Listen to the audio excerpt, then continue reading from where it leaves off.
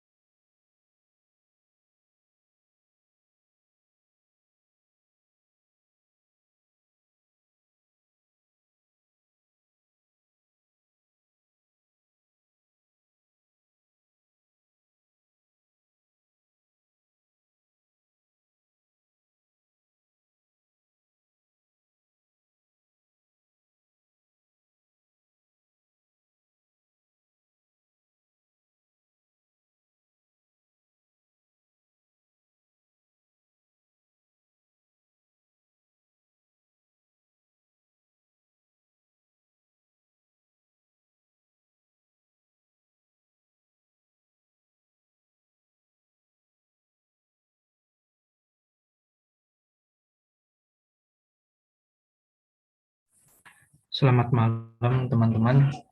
Apakah suara terdengar?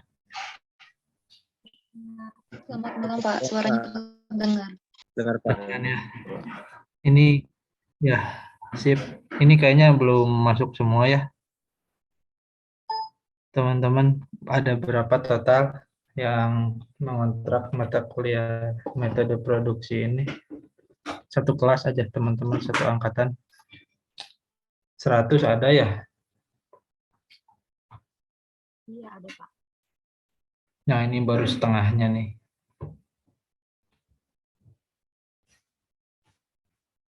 Dikasih tahu dulu aja ya, nunggu aja 5 menit lagi kita mulai perkuliahannya.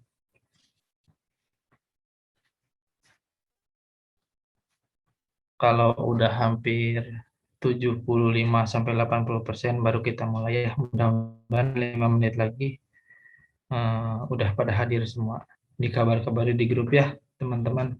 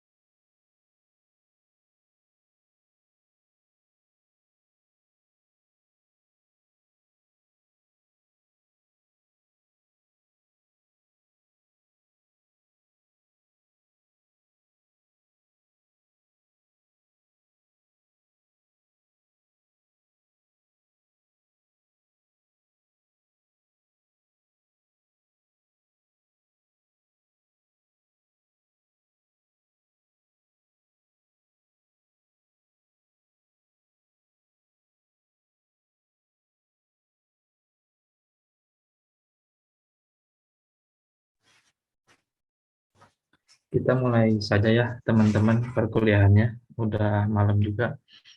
Bismillahirrahmanirrahim. Assalamualaikum warahmatullahi wabarakatuh. Waalaikumsalam warahmatullahi Waalaikumsalam warahmatullahi wabarakatuh. Ya, teman-teman sebelumnya mohon maaf karena perkuliahannya jadinya malam gini nih gitu. Harusnya tadi setelah Isya gitu ya, masih jam 7 gitu kita mulai. Tapi tadi saya di jalan lumayan macet daerah Cimahi. Jadi baru sampai sekitar setengah 8 lebih barusan. Nah, apa namanya? Jadi bisa dimulainya sekarang gitu. Mohon maaf ya teman-teman. Ada beberapa bahasan mungkin yang menjadi fokus kita di pertemuan kali ini. Yang pertama adalah berkenaan dengan orientasi perkuliahan ya teman-teman. Penyamaan persepsi berkenaan dengan mata kuliah metode produksi DKP ini, atau kita bisa sebut sebagai metro ya teman-teman. Yang kedua adalah terkait dengan jadwal ya. Nah, kita akan sepakati bersama sehingga nanti tidak malam-malam seperti ini gitu ya. Teman-teman juga mungkin ada waktu lain sebetulnya yang harusnya dikerjakan di waktu sekarang ini gitu. Oke, apa ya? Untuk memulai mungkin saya ucapkan selamat datang ya teman-teman di semester berapa nih? Semester 3 ya kalau teman-teman. Di semester 3 ada beberapa mata kuliah yang memang sama teman-teman itu dikontrak dan menjadi apa ya? Menjadi salah satu tingkatan di atasnya ya, karena teman-teman sudah memasuki tingkat 2. Nah, metode produksi ini adalah salah satunya, teman-teman.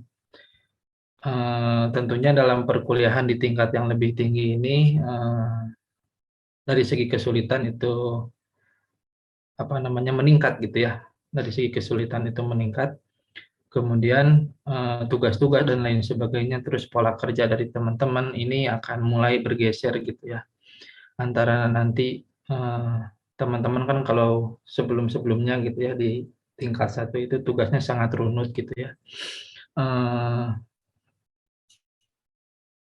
Dengan metode drill gitu, artinya tiap kali pertemuan atau beberapa pertemuan rutin itu ada tugas gitu. Nah, kalau dari sekarang itu di tingkat 2 mulai teman-teman bekerja dengan basis project base gitu ya. Bisa saja mungkin teman-teman hanya satu tugas yang dikerjakan gitu ya dari awal semester sampai dengan nanti UAS. Nah, di Medpro ini salah satunya. Itu mungkin saya langsung aja share screen ya teman-teman supaya mengefektifkan waktu. Mudah-mudahan tidak error. Apakah sudah terlihat share screen-nya teman-teman? Sudah, Pak. Sudah, Pak. Sudah ya. Sudah, Pak. Oke, sip.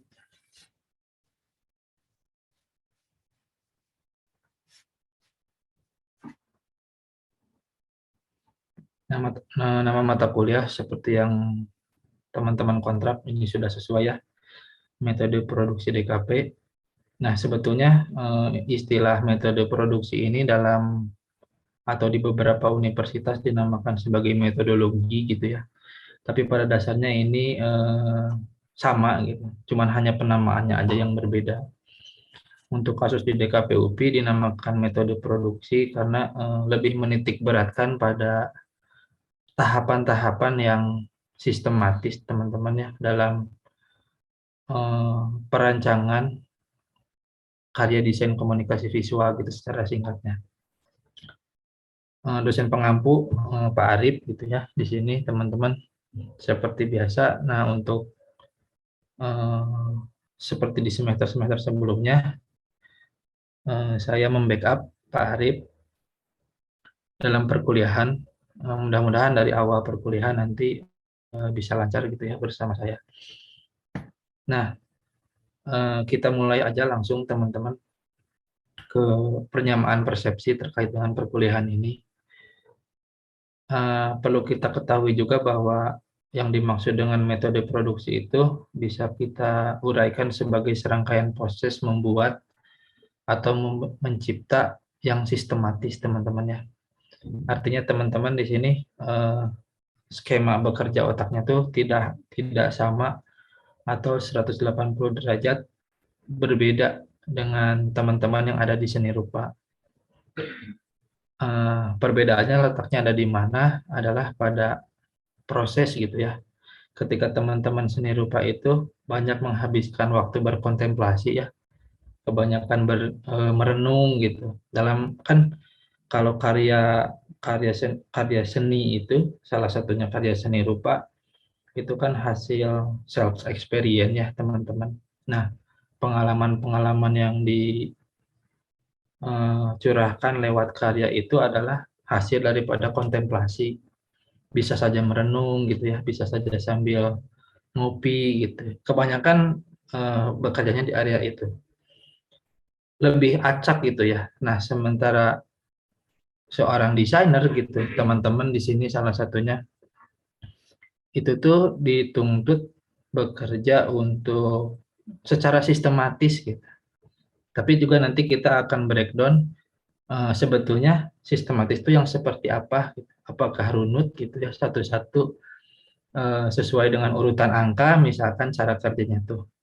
Atau ternyata bisa saja beracak gitu ya. Artinya teman-teman tidak harus mulai dari nomor satu, bisa saja dari urutan keberapa gitu. Nah, itu akan kita breakdown sekarang supaya ini kenapa di PPT ini yang diambil adalah sebetulnya intisari dari buku redefinisi desain ya teman-teman. Di situ dijelasin kalau misalkan teman-teman sudah membaca atau mungkin tertarik untuk membacanya, isinya tuh berkenaan dengan sebetulnya profesi desainer saat ini lingkupnya seperti apa. Seorang desainer itu harusnya menjadi seperti apa gitu ya teman-teman. Maksudnya menjadi seperti apa tuh pola pikirnya, kemudian skema kerjanya gitu ya. Nah itu banyak dibahas di buku itu. Kalau dulu kan kita mengenal desainer atau desain itu mencipta produk aja gitu ya, atau mencipta satu karya desain. Kemudian berkembang menjadi pemecahan masalah gitu ya, problem solving.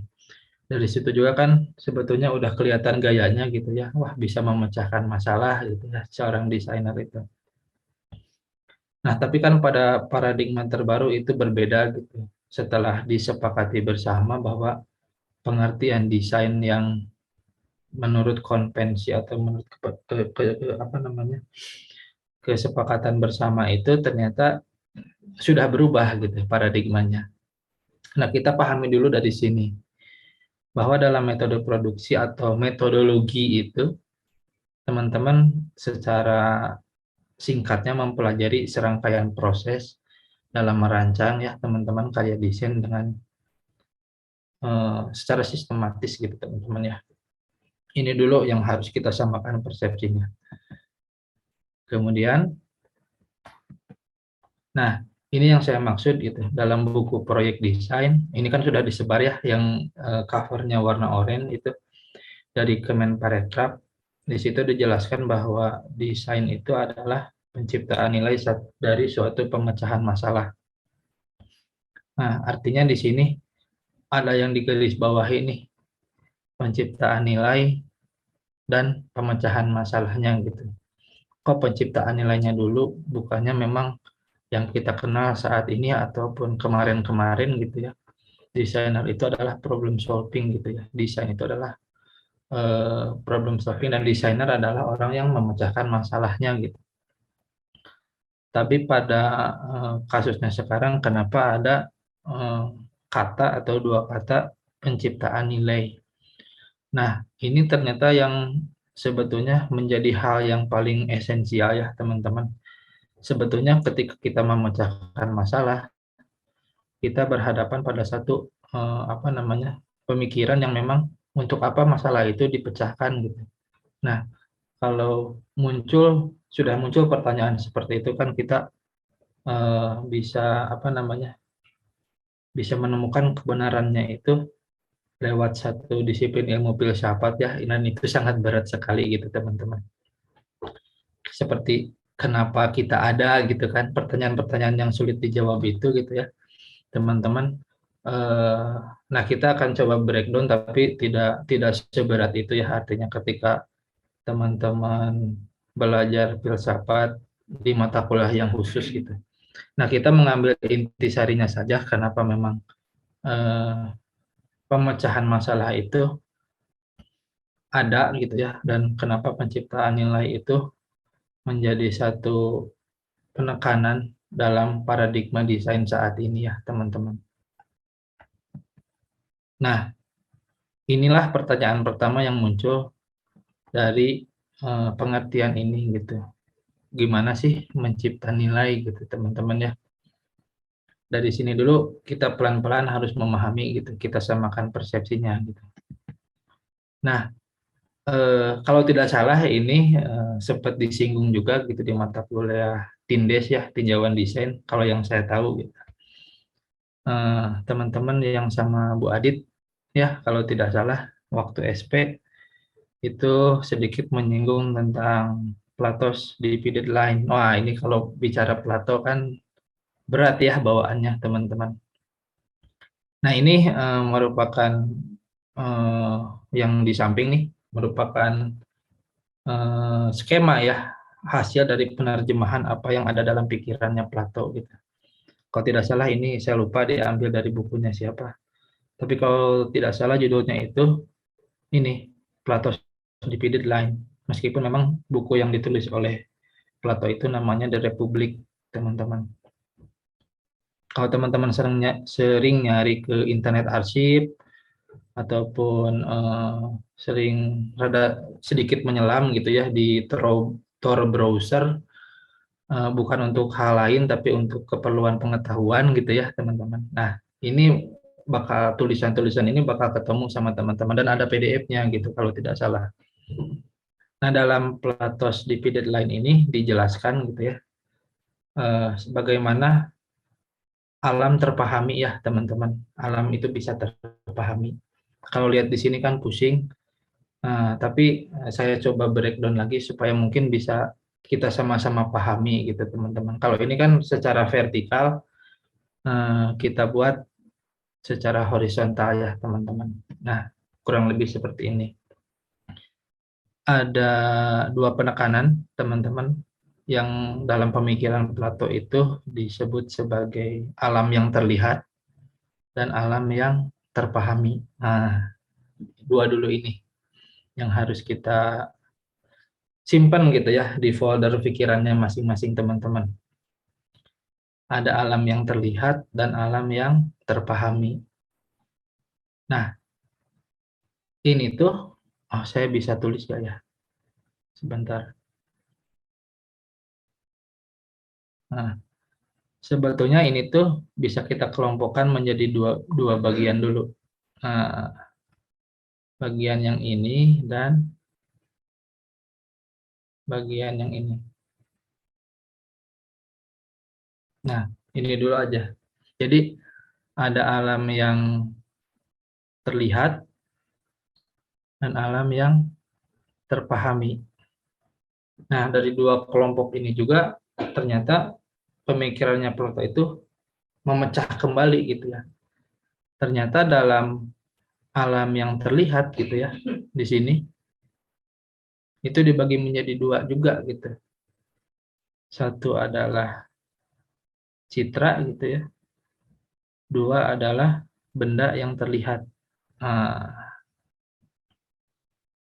apa itu citra gitu? Citra itu biasanya hanya gambaran samar-samar ya teman-teman. Misalkan teman-teman berdiri di bawah terik matahari, nah si bayangannya itu yang ada di tanah misalkan, nah itu adalah citranya gitu ya.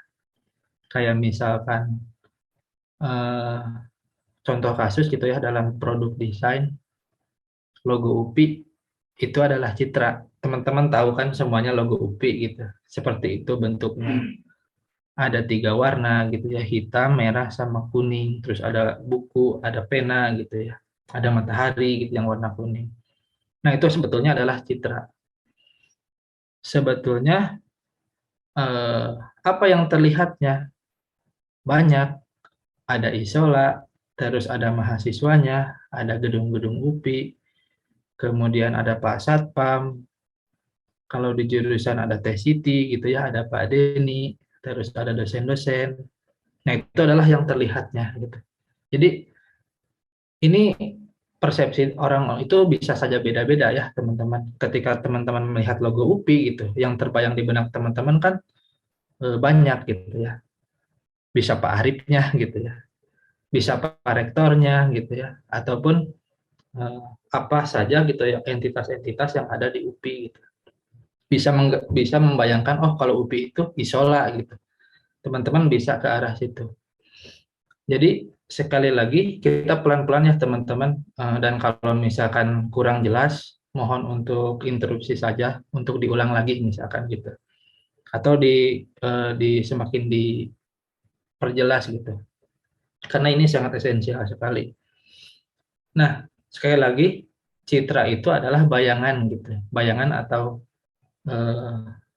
hal yang masih samar-samar gitu ya. Artinya bukan yang bentuk aslinya, teman-teman. Tadi contoh yang lebih sederhana mah ketika teman-teman berdiri di bawah terik matahari, teman-teman itu kan ada bayangannya. Nah, bayangan itu adalah citranya. Sementara benda yang terlihatnya adalah teman-teman. Karena bayangan kan flat ya, tidak bentuk yang sebenarnya gitu. Sementara tubuhnya teman-teman gitu ya, itu kan terlihat gitu ya. Teman-teman pakai baju warna apa, kemudian eh, mulutnya lagi senyum atau lagi cemberut, kan itu jelas sekali gitu kelihatan. Nah, itu dulu ya teman-teman.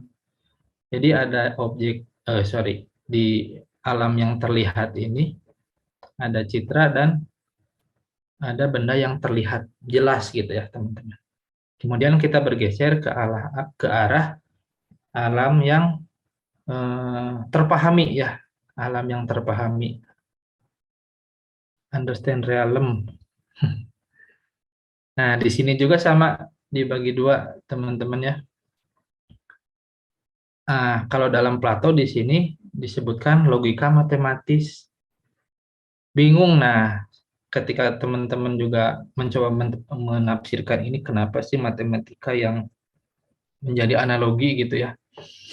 Tapi sebetulnya dari kata logika matematis ini kita bisa menggantinya gitu atau mensubstitutnya ke dalam sebuah pengertian yang bisa kita sebut sebagai alasan ya teman-teman. Alasan kenapa sih UPI itu eksis misalkan. Alasan kenapa sih teman-teman itu bisa eksis gitu, kurang lebih gitu.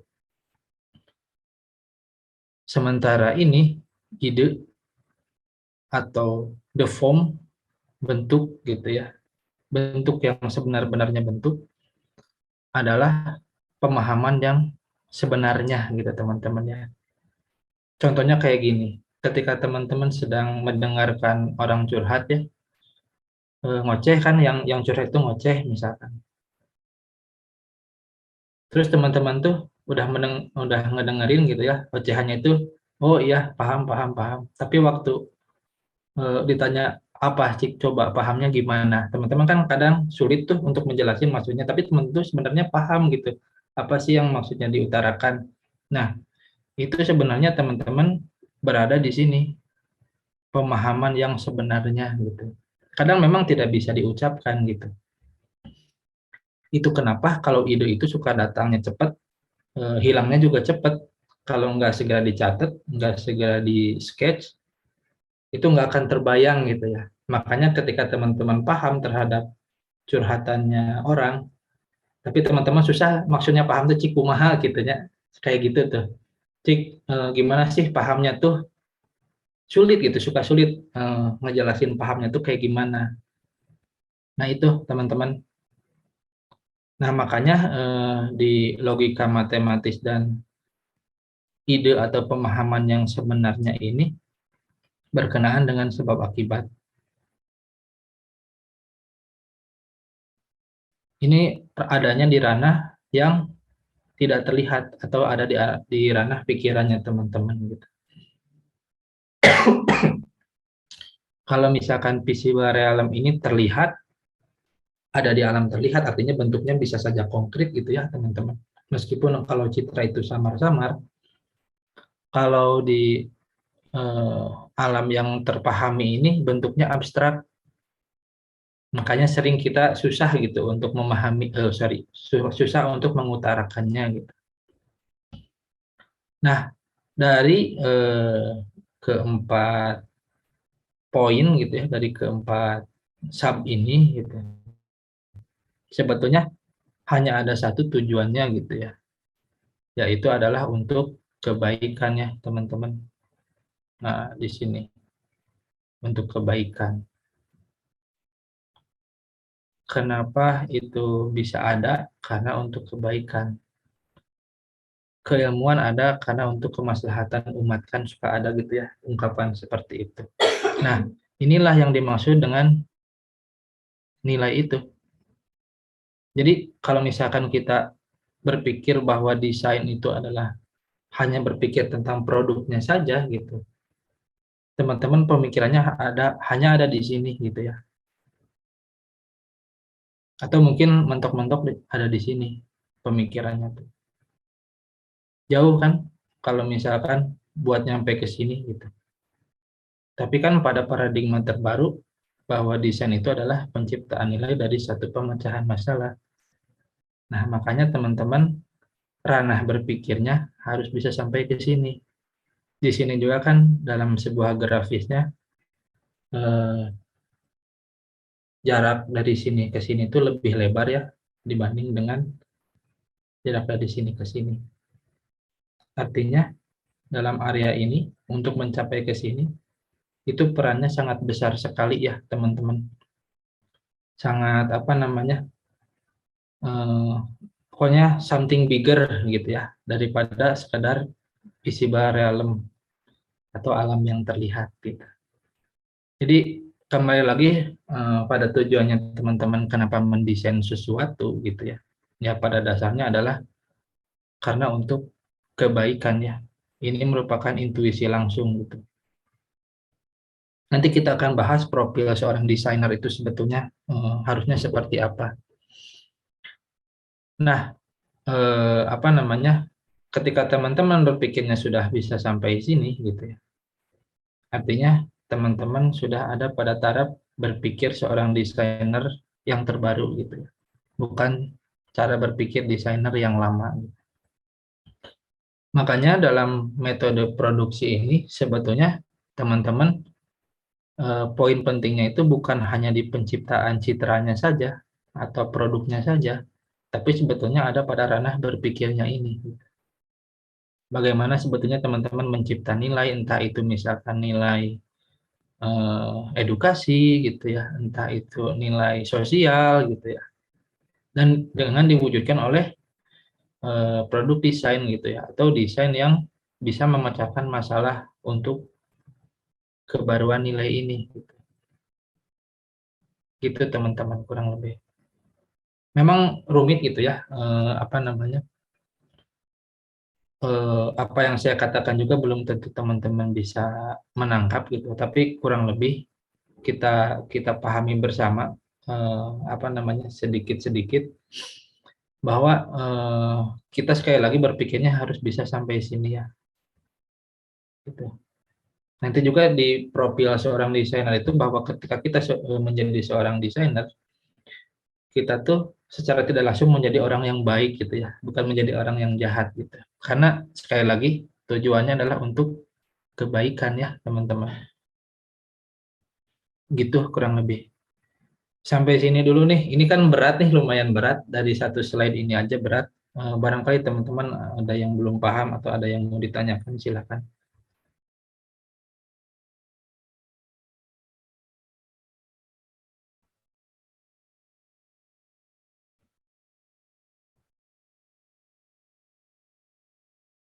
Mangga.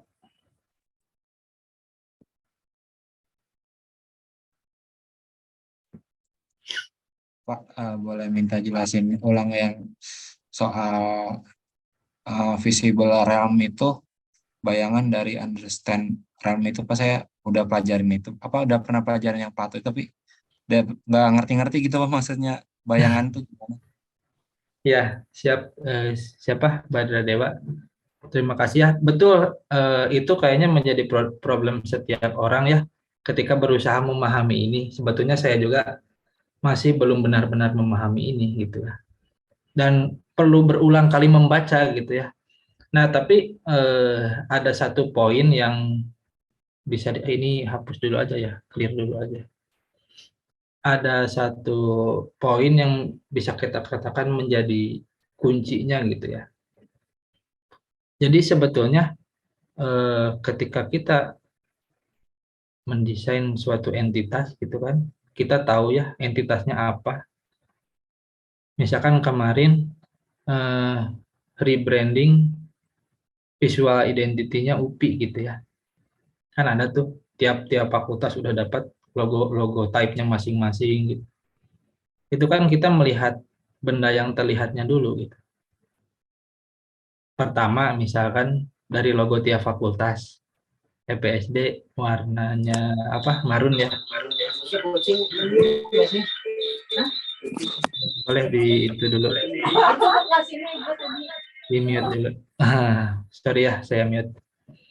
Nah, kemudian ketika kita sudah melihat apa itu logo EPSD, kemudian entitas yang ada di dalamnya ada siapa saja gitu ya. Itu kan kita apa namanya akan berupaya menghadirkan apa sih yang bisa mewakili konsep inti dari EPSD gitu ya, misalkan. Apa sih yang bisa mewakili konsep inti dari FIP gitu ya, atau EPOK gitu. Maka ternyata yang membedakan adalah dipilih warna fakultas gitu ya, karena itu sudah jelas warnanya itu berbeda, tiap fakultas sudah berbeda gitu. Meskipun memang ujung-ujungnya pakai logo UPI dengan background yang beda warna gitu ya teman-teman. Nah artinya citra ini ya menjadi konsep inti yang mewakili dari benda yang terlihatnya gitu. Kalau tadi kan sebetulnya secara sederhana sudah dijelaskan gitu bahwa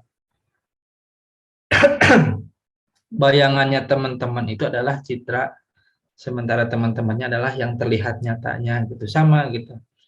EPSD kan banyak ya, ada gedung baru citranya itu, ada apa namanya karya seninya, karya desainnya gitu.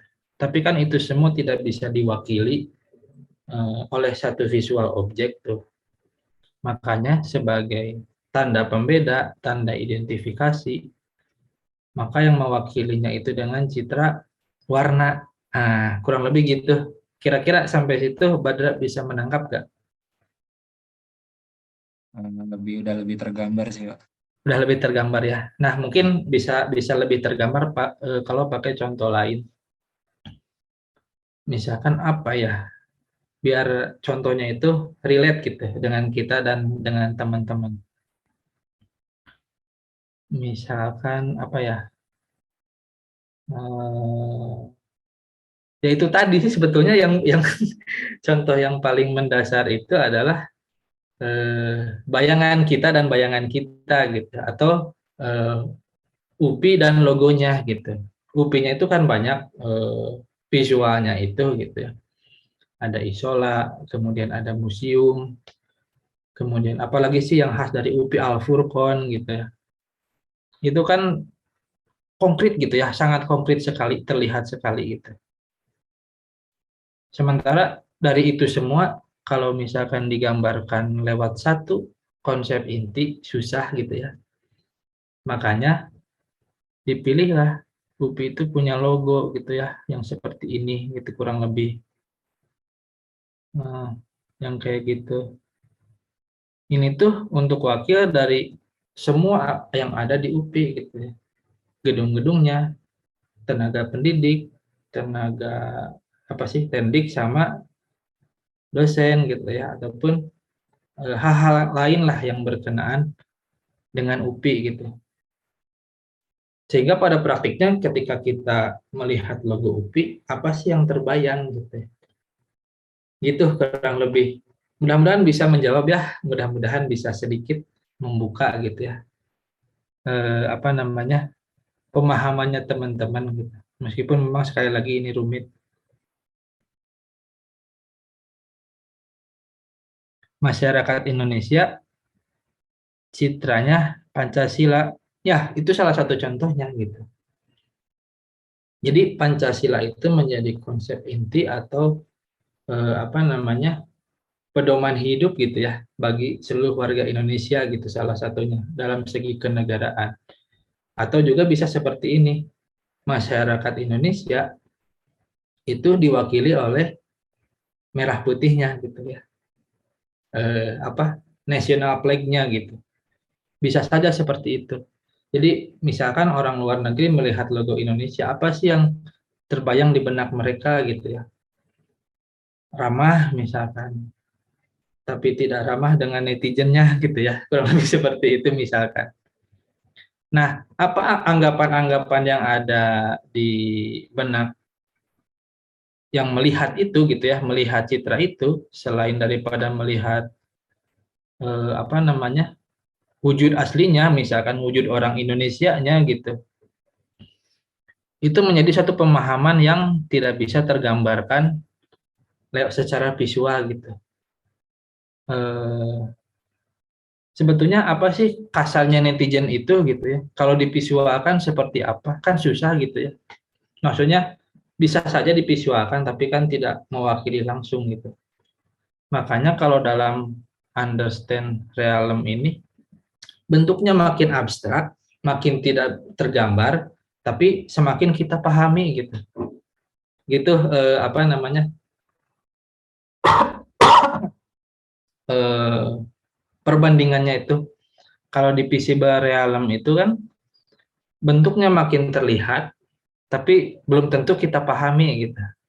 Tapi kalau dalam understanding realm gitu ya, itu tuh kalau dalam bentuk itu tuh abstrak, susah gitu ya tergambar, tapi makin kita pahami gitu. Sangat kita pahami gitu.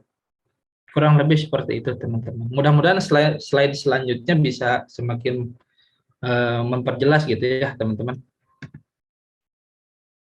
Nah, saya clear dulu.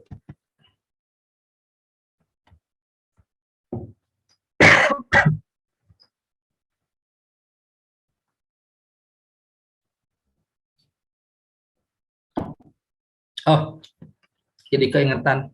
Atau dalam satu contoh lain misalkan ya, ketika teman-teman misalkan eh, punya pacar gitu ya atau punya pasangan, teman-teman kan suka ada yang nanya tuh, ngasih mana buat bogoh kasih eta gitu kan. Terus jawabannya itu tanya oh gitu kan atau gak tahu gitu.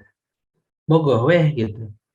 Nah, bogoh weh itu jawaban bogoh weh itu tuh sebetulnya ada pikiran yang tidak bisa diutarakan gitu ya oleh teman-teman. Nah, pikiran yang tidak bisa diutarakan itu adalah values-nya gitu, nilainya. Nah, ininya gitu. Misalkan teman-teman tertarik karena eh, orangnya itu mandiri gitu ya. Tapi kan mandirinya dia gitu, belum tentu mandiri menurut orang lain sama gitu ya.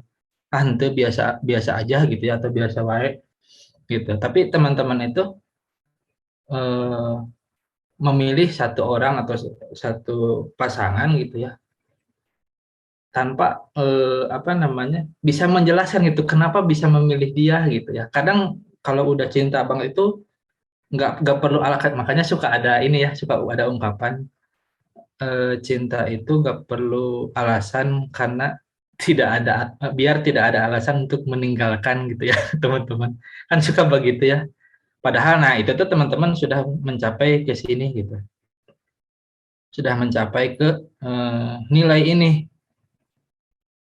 nah, di bold gitu ya.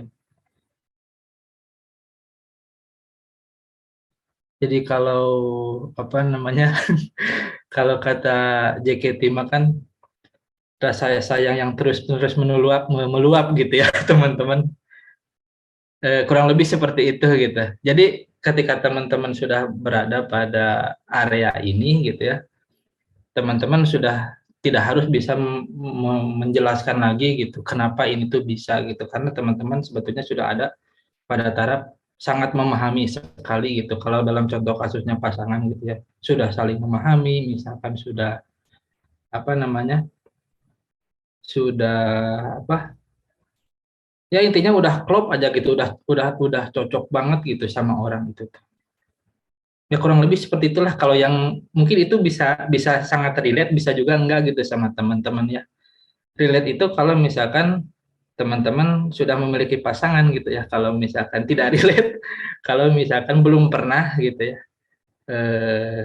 punya pasangan gitu. Nah ini ada chat. Kayaknya kalau dibawa ke arah sana suka ini ya, jadi menarik gitu. Oh ini ada quotes ya. Gitu teman-teman. Jadi bisa kita analogikan sebagai rasa sayang yang terus-menerus meluap gitu ya, teman-teman. Gitu, kita beranjak pada slide selanjutnya.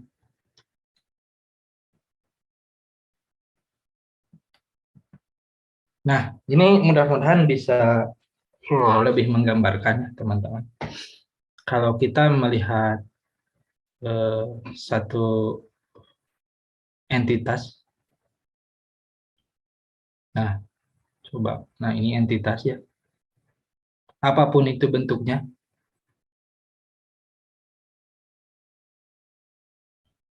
kita akan melihat biasanya dari sini dulu gitu, dari citranya dulu.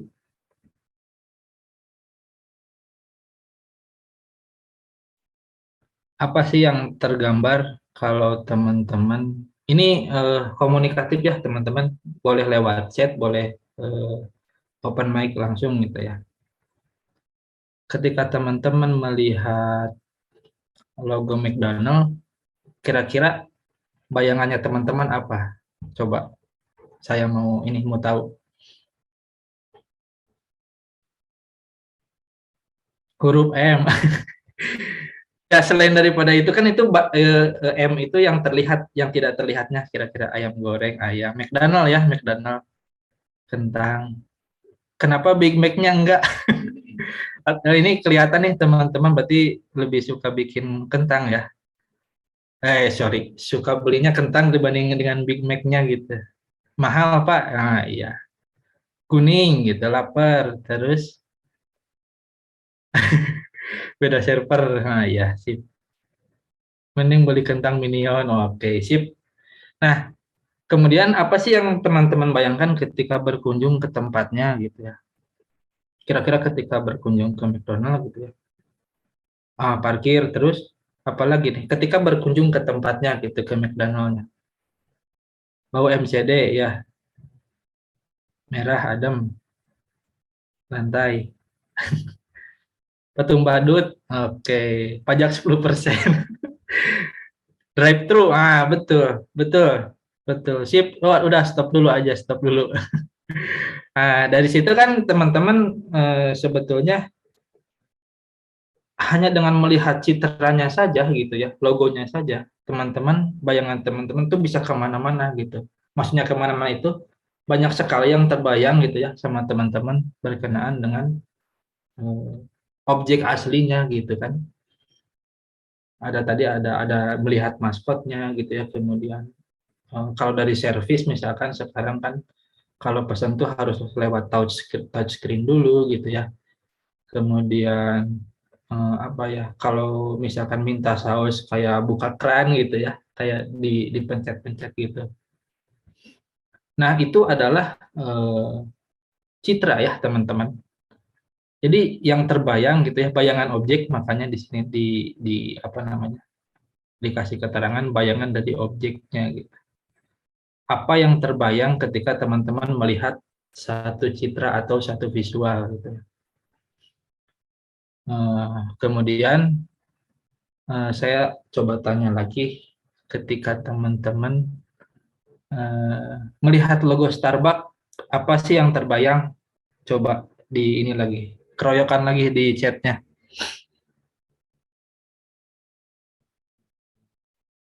Mermaid, hijau, mahal, mermaid. Terus bayangannya gitu ya, kalau mermaid itu kan yang terlihatnya, bayangannya itu apa sih yang terbesit di apa namanya benak pikirannya teman-teman? Elit. Kenapa ini ada ini? Dufan. Apalagi coba? Mahal.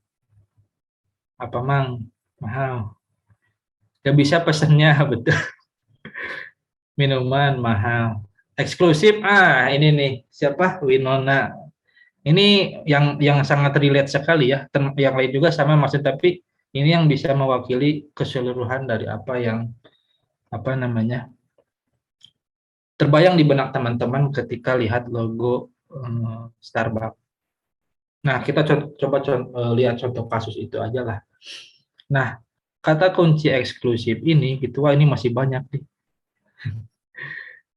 Kata kunci eksklusif ini, itu adalah kalau misalkan top of mind gitu ya, apa yang pertama kali kata muncul di benak pikiran, kayak misalkan kalau teman-teman dikasih pertanyaan atau disuruh menjawab, sebutin merek mie instan. Nah, kan di situ kan ada top of mind gitu ya.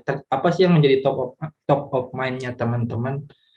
Misalkan yang pertama itu Indomie, mie sedap, terus apalagi. Nah, dalam satu penelitian itu tuh kita hanya bisa menghafal 7 kata yang menjadi top of mind gitu ya. Nah, itu terlalu jauh, tapi maksudnya di sini kata eksklusif ini adalah yang paling top of mind-nya gitu ya. Di samping dengan tadi mahal, terus pesennya gak bisa pesennya gitu ya, dan lain-lain. Nah, itu yang menjadi konsep daripada bagaimana Starbucks berjualan. Sebetulnya teman-teman kalau beli Starbucks itu ditipu ya teman-teman itu. Bukan ditipu karena produknya, bukan ditipu karena ada sesuatu gitu ya di produknya gitu. Bukan.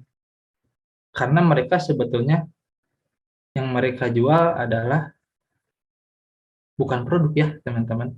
Yang mereka jual adalah lifestyle atau gaya hidup. Itu akan lebih banyak kita bahas di visual branding gitu ya. Yang mereka jual itu adalah gaya hidup, teman-teman. Jadi kalau kita misalkan bikin story pakai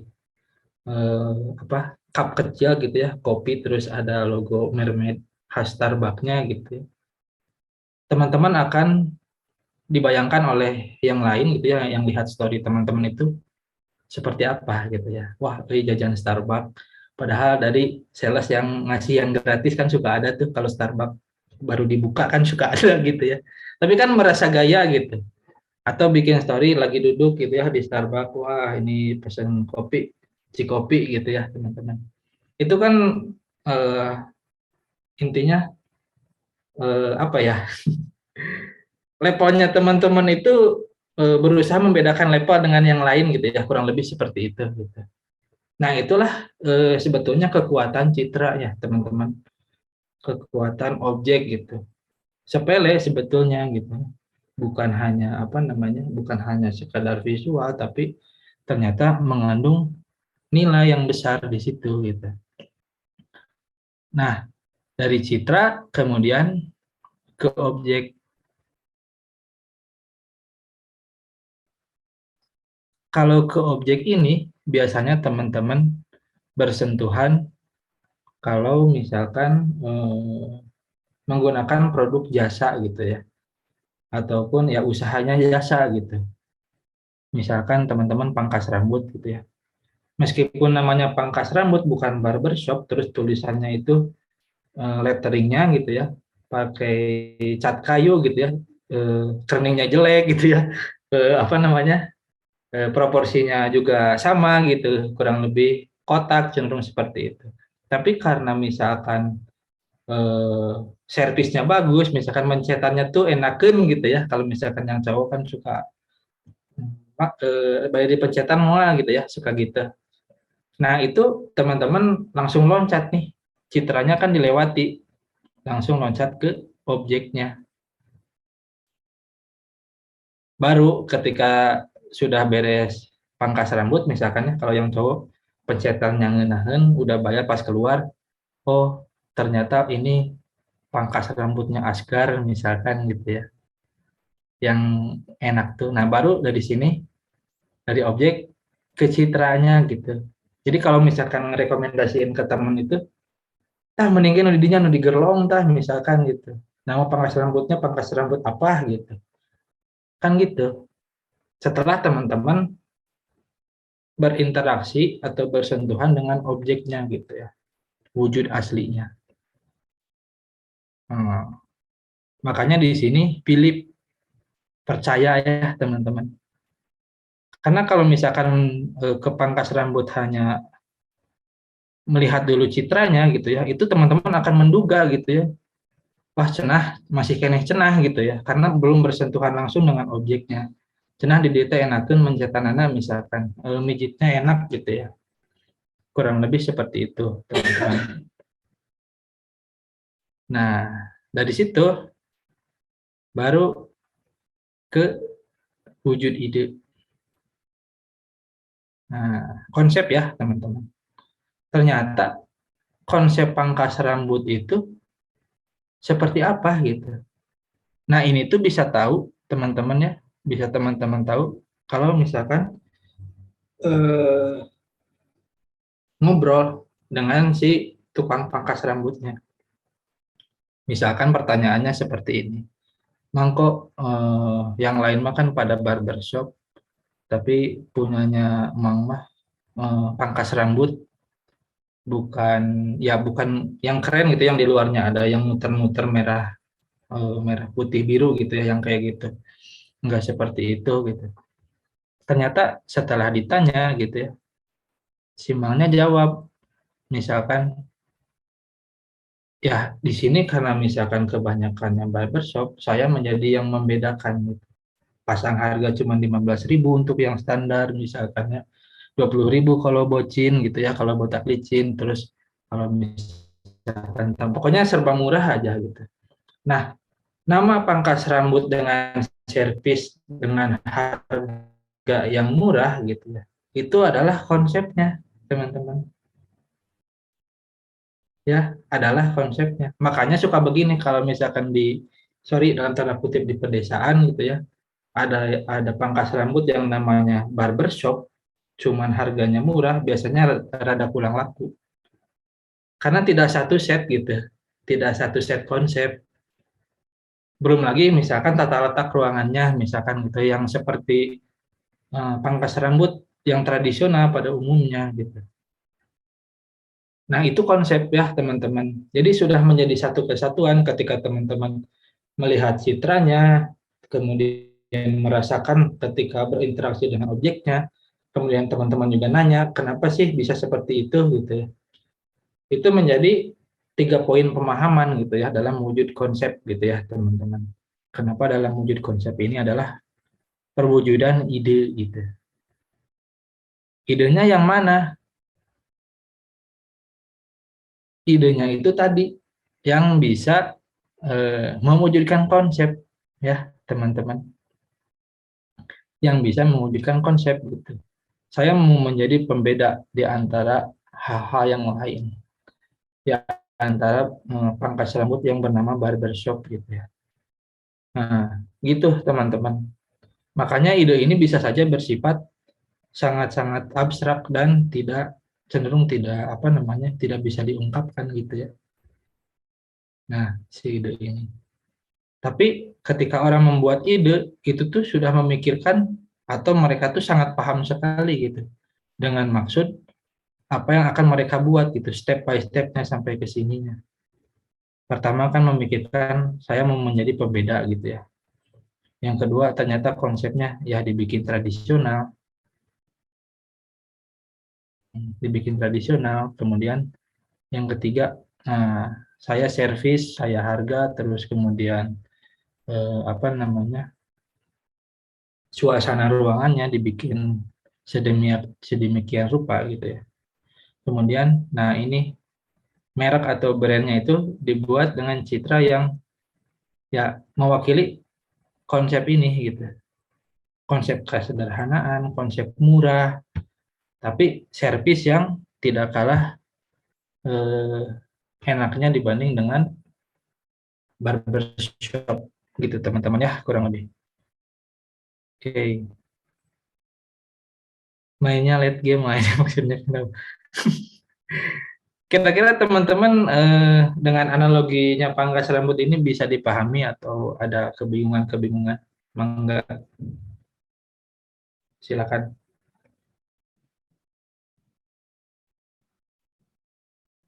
Terbayang ya?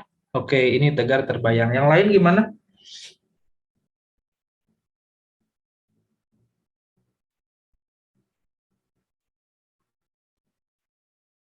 Yang lain?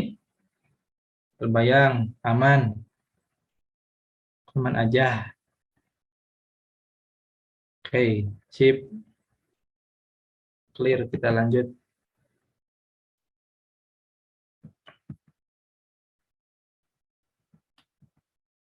Nah, sekarang maju ke pertanyaan kedua ya teman-teman. Bagaimana memecahkan masalah? Tadi kan pertanyaan pertama sudah apa namanya? Bagaimana ya menciptakan nilai itu atau seperti apa nilai itu gitu. Udah terjawab ya, mudah-mudahan. Nah, pertanyaan kedua itu bagaimana memecahkan masalahnya, teman-teman ya. Kita breakdown juga. Nah, kurang lebih skemanya seperti ini. Ada masalah dan solusi ya. Masalah dan solusi. Nah, solusi ini hadir untuk memecahkan masalah. Karena teman-teman adanya di ranah DKP, makanya media-media yang ada dalam DKP ini adalah fungsinya untuk sebagai alat pemecahan masalah ya teman-teman. Bisa saja hanya menggunakan fotografi gitu ya, bisa saja hanya menggunakan ilustrasi atau penggabungan atau branding misalkan gitu ya, atau yang diperlukan hanya layout saja gitu ya, atau hanya desain kemasan saja gitu. Itu tergantung, asal mampu untuk menjadi solusi dari masalahnya teman-teman. Sementara nilai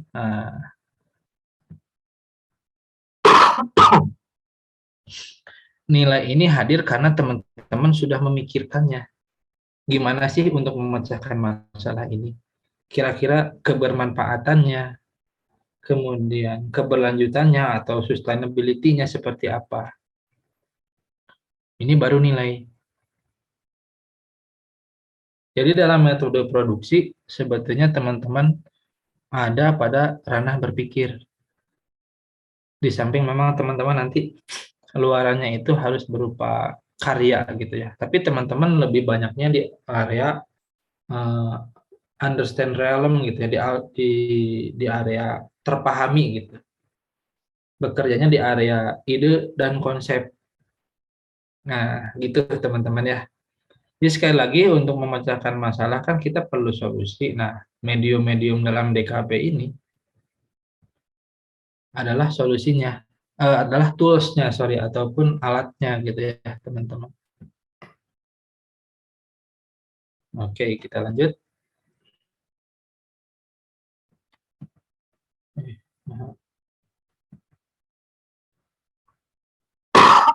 Nah, masalah dan solusi gitu ya diselesaikan, masalah diselesaikan oleh solusi itu dengan kreativitas. Yang kreativitas dibagi menjadi tiga, ada kreativitas inventif, inovatif, sama informatif. Nah, ini beda-beda nih. Yang kalau yang inventif itu kebaruan eksistensi, itu logo gitu. Itu bentuk visual logonya misalkan belum pernah ada, bahkan belum ada yang pernah mirip sama sekali, bahkan mendekati gitu dengan logonya. Kalau inovatif, ini bisa saja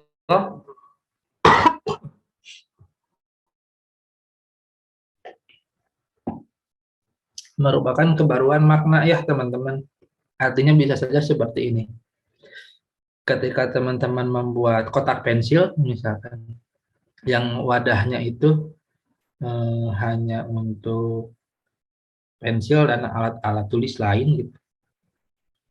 Kemudian teman-teman tambah fungsi, oh bisa juga untuk nyelipin note di situ, ada catatan kecil di situ. Atau buat nyimpen sticky note di situ yang apa namanya sangat ergonomis gitu, artinya tidak makan banyak tempat, terus ada tempat khususnya gitu.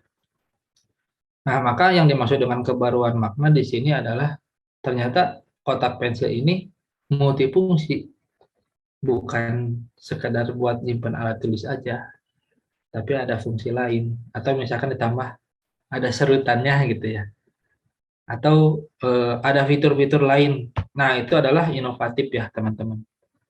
Artinya produknya sudah ada. Kalau inventif kan belum ada menjadi ada ya. Kalau inovatif dari ada ditambah fitur yang bersifat kebaruan dan menghasilkan makna lebih gitu dari si produk desainnya. Kalau informatif biasanya ini berkenaan dengan visual, teman-teman ya, kebaruan tampilan. Misalkan kembali lagi contohnya di kotak pensil, ternyata di bawahnya itu ada print tabel periodik, gitu ya, teman-teman. Jadi kalau ulangan bisa niron lewat situ gitu ya. Contohnya misalkan. Nah, itu adalah informatif ya, kebaruan yang informatif, kebaruan tampilannya. Atau bisa saja gaya visualnya, teman-teman. Gaya visual yang memang benar-benar fresh gitu ya, ditambah informasi yang sangat-sangat informatif gitu.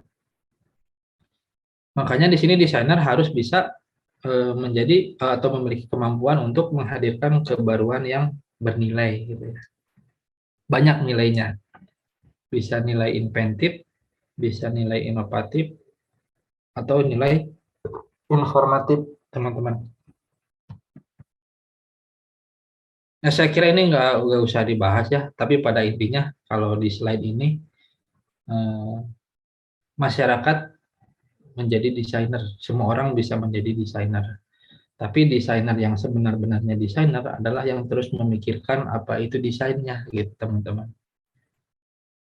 Sekarang kan masyarakat bisa ngedit di Canva gitu ya, masyarakat yang awam pun gitu ya. Tapi kan teman-teman sebagai seorang desainer yang sebenar-benarnya desainer itu punya nilai lebih gitu.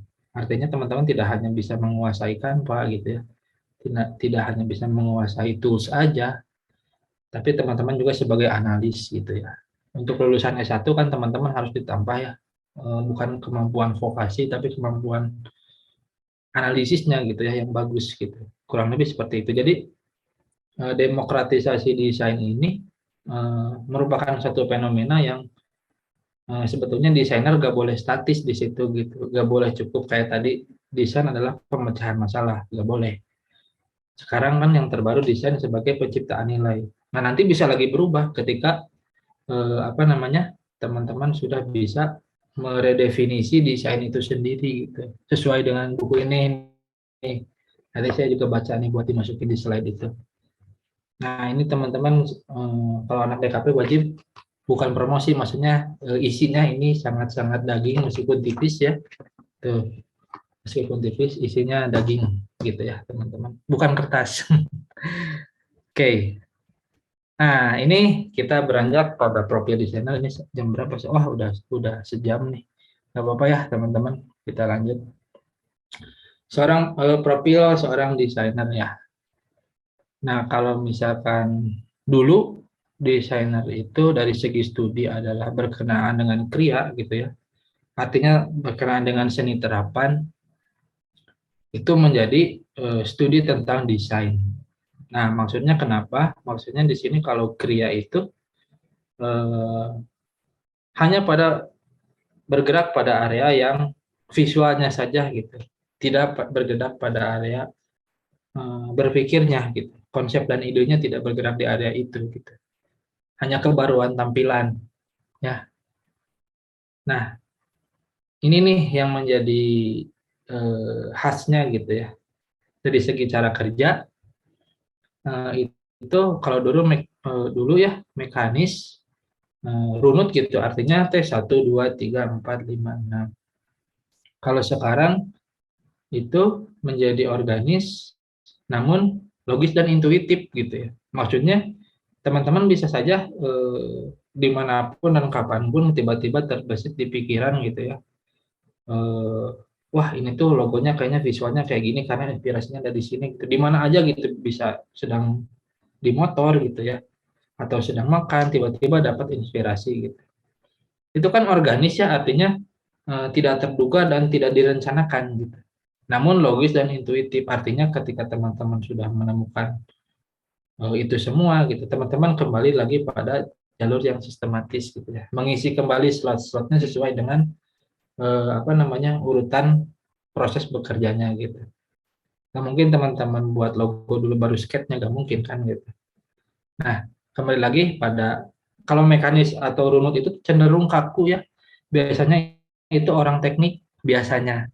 Kalau desainer sekali lagi ini cenderung organis, terutama logis dan intuitif gitu ya teman-teman.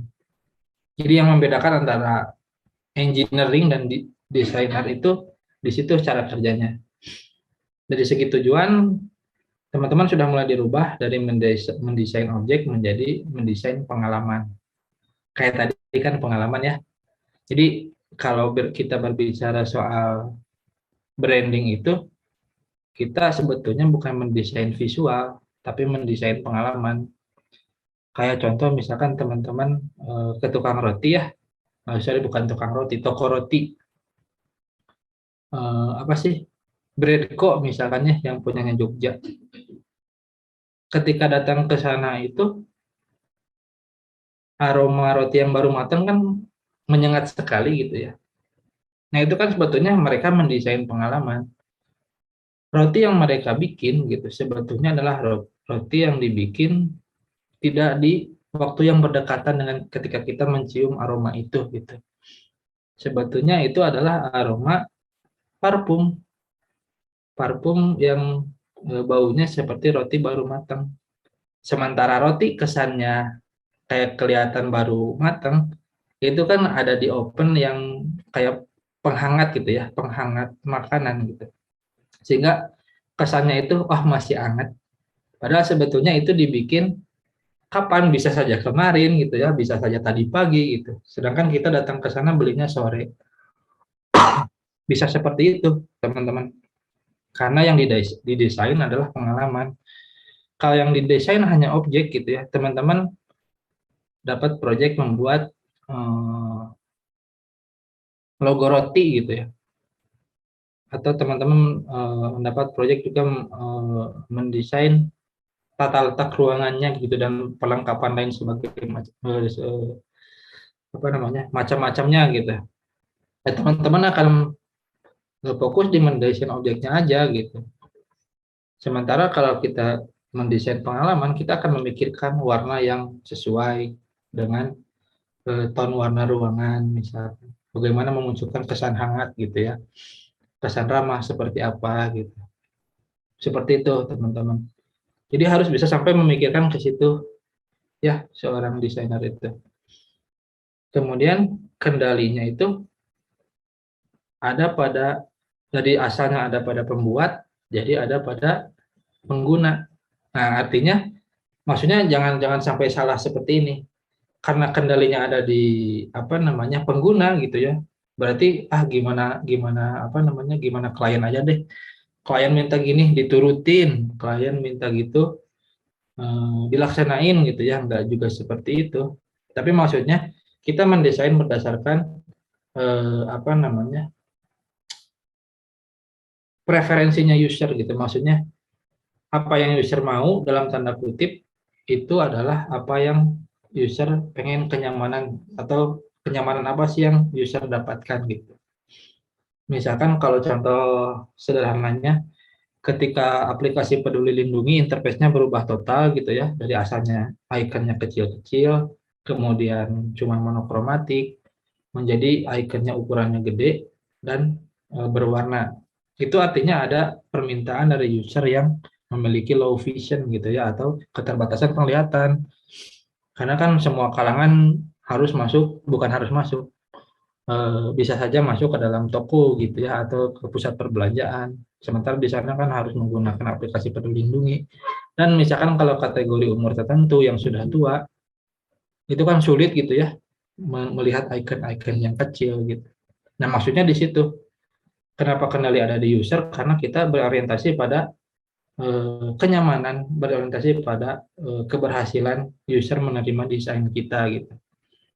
Bukan mengikuti apa kemauan user dalam tanda kutip teman-teman mendesain sebuah desain yang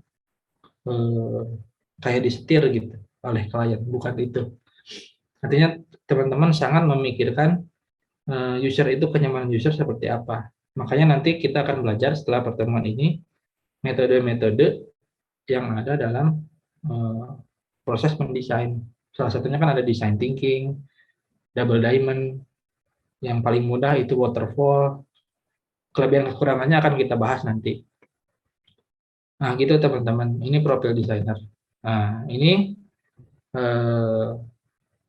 akan sangat panjang nih kalau dibahas. Gimana ya? Oke, gini, kita singkat-singkat saja ya teman-teman.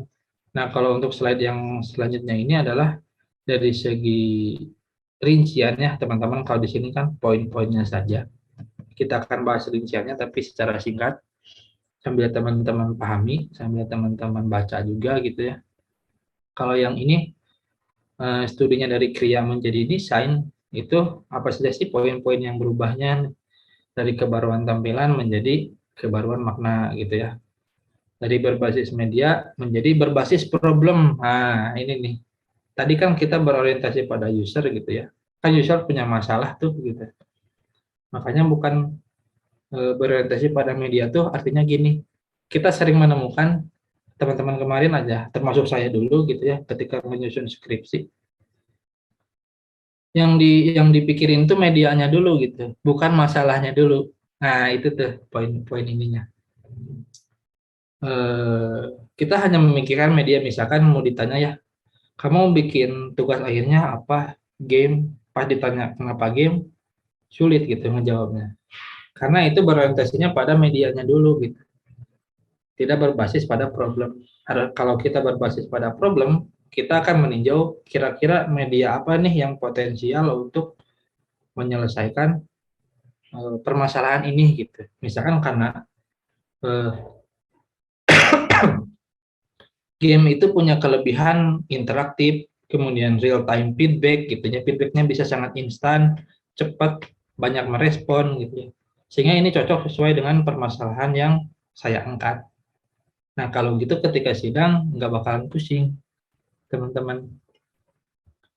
Jadi jangan berorientasi pada media, bukan kayaknya kalau misalkan bikin game keren misalkan ya gitu. Ini buat yang konsentrasinya nanti multimedia misalkan. Atau misalkan yang konsentrasinya nanti desain grafis, wah saya mau visual branding gitu. Nah, ketika ditanya, kenapa ini harus di brand nih, harus di redesign, rebranding gitu ya. Pas ditanya gitu sama penguji, pusing gitu. Bisa pun menjawabnya, biasanya suka ada pertanyaan lain yang mengharuskan teman-teman untuk memperjelas gitu argumentasinya teman-teman gitu.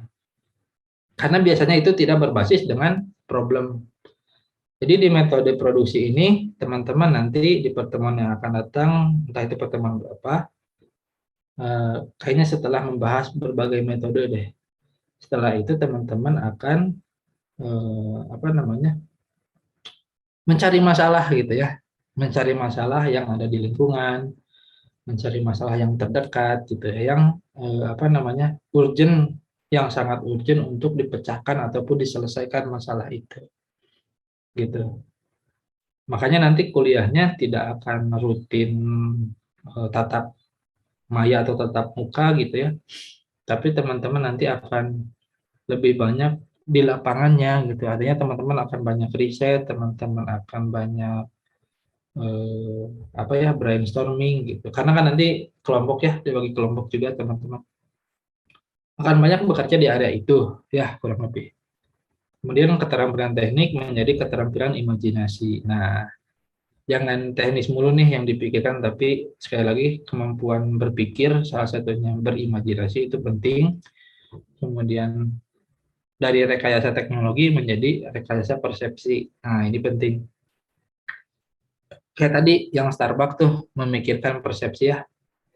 Logonya dibikin seperti itu. Tapi karena kita mendesain pengalaman, terus anggapan apa sih yang muncul ketika logo Starbucks dilihat sama teman-teman tadi kan udah banyak tuh keroyokan di kolom chat gitu ya.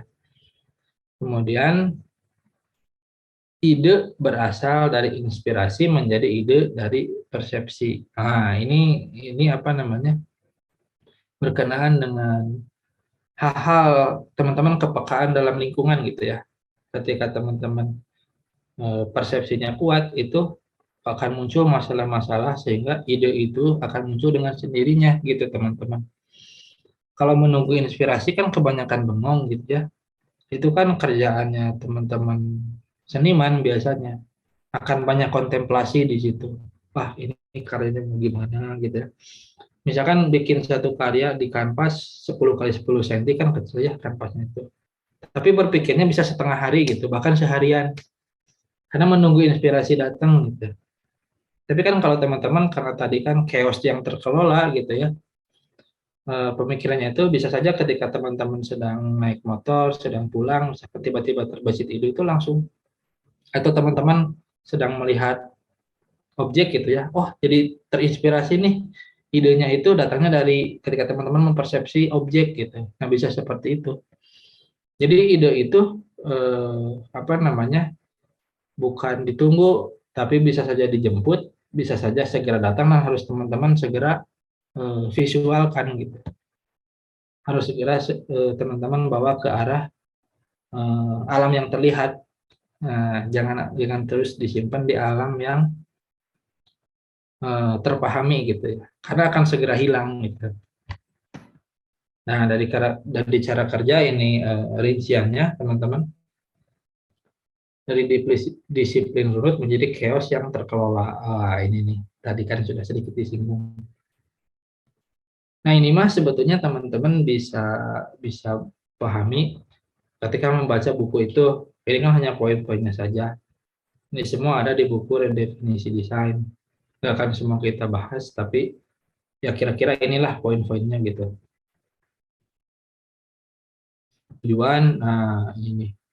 Dari hanya mencipta penanda, kalau penanda kan bayangannya saja gitu ya. Bahkan hanya objek fisiknya saja gitu.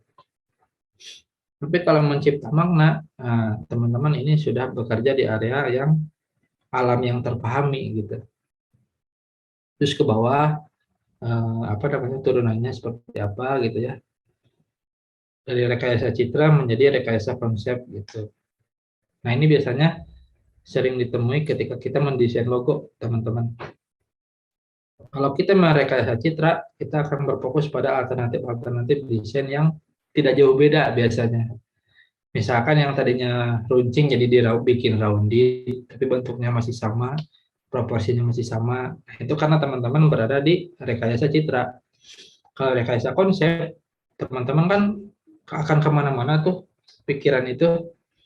Jadi nanti apa namanya hasil hasil sketsa atau hasil rancangan logonya teman-teman alternatifnya juga akan bisa saja sangat berbeda gitu satu sama lain dan seterusnya ya teman-teman. Nah, ini kendali dari pembuat menjadi pengguna, nah, memahami perilaku, menjadi logika baru teman-teman ya, gitu kurang lebih. Nah, bagaimana contoh praktiknya? Ini kita akan bisa pahami ketika teman-teman nanti langsung praktik ataupun teman-teman langsung menerapkan dan bagaimana teman-teman menciptakan nilai dari satu masalah yang teman-teman angkat gitu ya. Gitu kurang lebih teman-teman. Silakan sampai sini ada yang mau ditanyakan? Sudah ini apa? Sudah malam ya teman-teman. Kira-kira begitu untuk orientasi perkuliahan. Jadi intinya teman-teman sekarang mulai dirubah persepsinya ya. Yang dulunya mungkin teman-teman mementingkan hanya sekedar visualnya saja, menjadi memikirkan sebetulnya yang kita buat itu bermanfaat ya sih gitu. Atau desain yang kita buat itu betul gak bisa memecahkan masalah. Nah, teman-teman sudah sampai berpikirnya harus ke situ gitu ya. Nah, bagaimana caranya kita akan pelajari bersama-sama dari metode, kemudian teman-teman praktik, eksekusi gitu ya, sampai nanti hasil final akhirnya. Gitu teman-teman, cukup bisa dipahami atau pusing?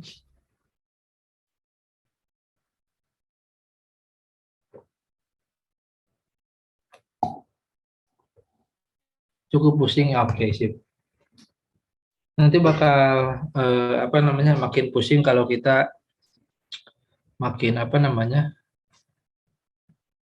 makin ketemu pertemuan-pertemuan yang akan datang gitu ya. Kalau pusing memang menjadi wajar karena teman-teman jadi berpikir gitu ya. Kalau tidak pusing berarti teman-teman tidak berpikir gitu. Gitu aja sih. Apa namanya intinya. Jadi betul memang sudah saya prediksi kalau misalkan metode produksi itu teman-teman akan mengalami kebingungan-kebingungan di awal dan itu memang wajar ya. Sebetulnya ketika teman-teman sudah praktik, ketika itu teman-teman bisa merefleksikan, oh ternyata maksudnya dalam pertemuan awal ini tuh, oh kayak gini loh maksudnya gitu. Nah itu akan lambat laun akan bisa terpahami satu-satu gitu. Gitu teman-teman ya, kurang lebih. Jam berapa? Aduh, udah setengah 10 ya. Kalau tidak ada pertanyaan, teman-teman, mungkin tadi juga sudah ada pengajuan ya. Bahasan kedua itu kita akan membahas tentang kesepakatan waktu. Tadi siapa ya? Gladys, kalau tidak salah, mengajukan teman-teman hari Selasa jam 1 ya. Sebetulnya itu ada apa namanya? Ada kelas sebetulnya ya. Mana tadi? Nah, ini, sorry. Nah, sebetulnya kalau ini nih, tadinya jadwalnya itu mau digabung ya, kayak tahun kemarin tuh teman-teman tag graph sama tipografi dasar tuh digabung. Cuman kemarin tuh mahasiswa kan makin banyak ya, angkatan 22 itu banyak. Kemarin aja pas orientasi perkuliahan itu mereka udah kan ada satu satu mahasiswa yang eh, lagi ketimpa musibah gitu, lagi cedera dan harus menggunakan alat bantu gitu. Kan itu mobilitasnya jadi terbatas ya teman-teman. Kemudian ruangannya kita tuh ruangan masih bergeser-geser gitu ya, masih masih harus ngelobi antar dosen bahkan antar jurusan biasanya. Nah dari jadwal rombak khusus untuk yang tip dasar mategraf kayaknya ini sesuai jadwal yang di awal. Nah hanya saja kan ini di sini yang kelas B itu apa di 14.40 ya, sementara teman-teman tadi mengajukan jam 13. Nah, ini akan saya coba geser, maksudnya saya mau konfirmasi dulu ke PJ atau KM-nya. Kira-kira kalau misalkan ini digeser, setelah kelasnya teman-teman bisa atau enggak gitu. Nah, kalau bisa, teman-teman fix di Selasa jam 13. Ya,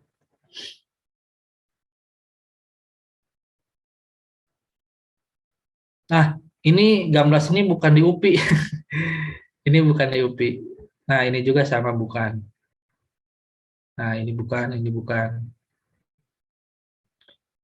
Gitu teman-teman. Ini jadi nanti nunggu konfirmasi dari apa namanya? Dari si kelas B ya yang tipografi dasar. Kalau bisa digeser, teman-teman nanti jadwalnya akan ada di sini mulai dari pukul 13. Nah, cuman yang bingung juga di sini teman-teman ini gimana nih? Mau digabung mau digabung atau Kalau terpisah ya jadwalnya ini akan sangat padat sekali ya teman-teman. Sementara kan saya juga mahasiswa ya, harus ada waktu kosong nih buat mengerjakan eh, tesis gitu. Nah, mungkin nanti bisa bisa diatur-atur saja ya teman-teman. Entah itu teman-teman nanti di amfiteater ruangannya itu kalau serempak di ini apa namanya dibarengkan gitu ya semuanya. Atau kita memang bisa saja dibagi per sesi gitu ya. Per sesi misalkan kebetulan di hari Rabu ini nggak ada jadwal ke kampus gitu ya, nggak ada jadwal ke kampus bawah misalkan.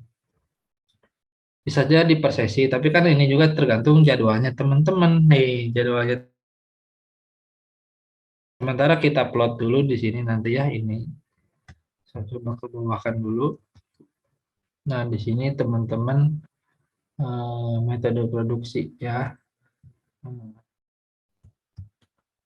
Metode produksi jam 13 sampai jam berapa ya? 15 aja. Biasanya 14.40 biasanya. Gitu. A, B, C. Nah, nanti mungkin segera ya dikabari konfirmasinya. Setelah ini ada jawaban dari teman-teman angkatan 2022. Gitu mungkin ya, teman-teman. Mudah-mudahan ini bisa konsisten dan ruangannya dapat, sementara nanti kelasnya bisa sangat kondusif. Gitu ya.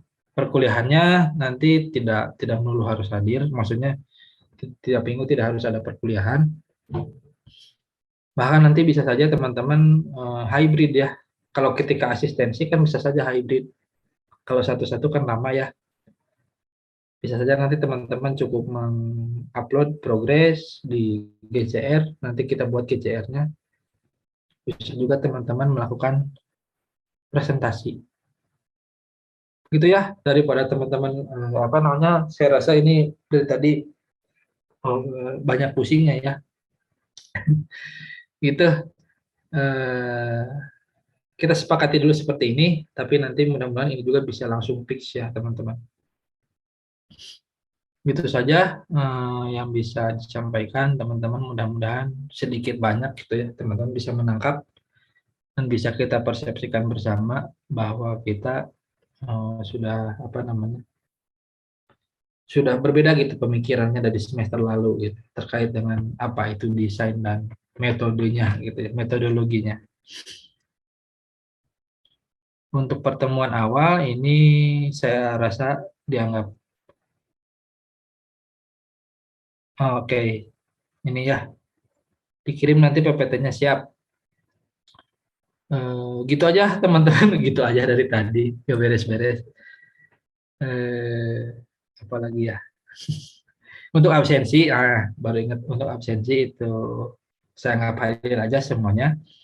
Nanti PJ-nya seperti biasa disetorkan untuk apa namanya meng-ACC BAP. Kuliahnya berbasis project, hanya satu tugas teman-teman mengerjakan, tapi rangkaiannya panjang selama perkuliahan ini. Nanti nilai akhir adalah tergantung hasil daripada proyek finalnya ya teman-teman. Ya gitu aja. Sekian yang bisa disampaikan teman-teman. Mohon maaf ini. Oh, ini ada pertanyaan nih. Ya betul per kelompok. Nanti kelompoknya kita akan susun ya. Baiknya seperti apa. Tergantung dengan saya juga mau cek nanti jumlah mahasiswa di spot sebenarnya ada berapa. Idealnya memang 3 orang. Nanti tergantung juga dengan masalahnya. Kalau misalnya masalahnya agak rumit, apa yang teman-teman angkat gitu ya. Sementara kita plot dulu 3 orang, nanti terserah teman-teman lah pembagian kelompoknya mau seperti apa. Yang penting nanti ada nama-nama yang keluar, nama-nama kelompoknya teman-teman. Kalau misalkan kira-kira masalahnya rumit, saya menjadi 6 orang jadinya gitu ya, kalau masalahnya rumit. Cukup ya teman-teman. Terima kasih atas perhatiannya. Kita jumpa lagi di pertemuan yang akan datang dengan waktu yang nanti diinfokan menyusul. Assalamualaikum warahmatullahi wabarakatuh.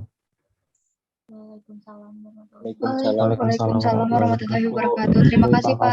warahmatullahi